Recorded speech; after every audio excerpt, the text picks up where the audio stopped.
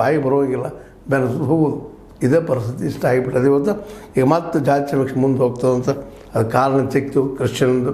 ಇದು ಮ್ಯಾಲಿಂದ ಈ ಸೂಟಿ ದಾಳಿತು ಮುಂದೆ ಖಾಲಿ ಇಲ್ಲ, ಇವ್ರು ಸಿಗೋದಿಲ್ಲ, ಟೀಚರ್ಗಳು ಸಿಗೋದಿಲ್ಲ, ಶುರು ಆಯಿತು ಪ್ರಾಬ್ಲಮ್ಮು. ಮತ್ತು ಮುಂದೆ ಚರ್ಚೆ ಮಾಡೋಕ್ಕಿರೋ ಮತ್ತು ಅದರ ಮತ್ತು ಇನ್ನೊಂದು ಮಂದಗೊಳಿಸ್ಬೇಕು. ಕೇವಲ BJP JDS ಅಲ್ಲಿ ಮಾತ್ರ ವಿರೋಧ ಮಾಡೋರಿಲ್ಲ, ಕಾಂಗ್ರೆಸ್ನಲ್ಲಿ ವಿರೋಧ ಮಾಡೋರಿದ್ದಾರೆ. ಬರಬಾರದಪ್ಪ ಇದಂತೆ.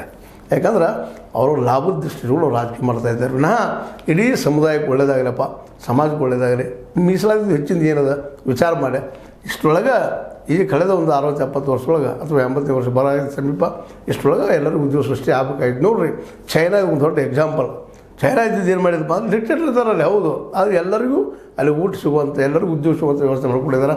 ಹೀಗಾಗಿ ಜಗತ್ತಿನಾಗ ಏನಪ್ಪ ಅತಿ ಹೆಚ್ಚು ಇನ್ಕಮ್ ಮಾಡಿಕೊಡು, ಹೊರಗಿಂದ ಇಂಪೋರ್ಟ್ ಅಲ್ಲ ಎಕ್ಸ್ಪೋರ್ಟ್ ಮಾಡಿ ದುಡ್ಡು ಗಳಿಸ್ಕೊಡು, ದುಡ್ಡನ್ನ ಇಂಪೋರ್ಟ್ ಮಾಡ್ಕೊಳ್ಳೋ ದೇಶ ಯಾವುದಿದ್ರೆ ಅದು ಚೈನಾ ಒಂದು. ಇವನ್ ಅಮೆರಿಕಕ್ಕೆ ಸಾಧ್ಯ ಆಗಿಲ್ಲದು, USA ಸಾಧ್ಯ ಆಗಿಲ್ಲ. ಪ್ರತಿ ವರ್ಷ $1 ಟ್ರಿಲಿಯನ್ ಲಾಭ ಮಾಡ್ಕೊಡ್ತದೆ ಅಂತೇಳಿ ಸುದ್ದಿಗಳಿದ್ದಾವೆ. ಅದು ಸುಳ್ಳೂ ಅಲ್ಲ, ಎಲ್ಲರಿಗೂ ಉದ್ಯೋಗ ಕೊಟ್ಟಿದ್ದಾರೆ. ಹೀಗಾಗಿ ಅಲ್ಲಿ ಕ್ರಾಂತಿ ಆಗ್ತಾಯಿಲ್ಲ. ಯಾವಾಗ ಕ್ರಾಂತಿ ಆಗ್ತದೆ? ಹೊಟ್ಟೆ ಹಸ್ದಾಗ ಸಹಜ. ಅದು ಹೊಟ್ಟೆಗೆ ಹಿಟ್ಟಿಲ್ಲ, ಆ ಕ್ರಾಂತಿ ಆಗೋಂಗಿಲ್ಲ. ವ್ಯವಸ್ಥೆ ಉಳಿದ ಆಮದು ಬೇರೆ ಒಂದು 5 ಕಿಲೋ ಅಕ್ಕಿ ಕೊಡ್ತಾನೆ, 10 ಕಿಲೋ ಅಕ್ಕಿ ಕೊಡ್ತಾನೆ, ಒಂದು ಗ್ಯಾರಂಟಿ ಕೊಡ್ತಾನೆ ಅಂತೇಳಿ ಕ್ರಾಂತಿ ಆಗಿ ನೋಡೋರು ಇದ್ದಾರೆ. ಅದು ಎಲ್ಲಿವರೆಗೆ ಅದಂತ ಅದೂ ಇರಲಿ. ಈಗಂತೂ ಜಾತಿ ಸಮೀಕ್ಷೆ ಲೇಟ್ ಆಗ್ತದೆ. ಇನ್ನು ಬ್ಯಾಸಿಗೆ ಹೋಯ್ತು ಅಂತ ನೀವು ತಿಳ್ಕೊಂಬಿಡ್ರಿ, ನಾವು ತಿಳ್ಕೊಂಬಿಡೋಣ.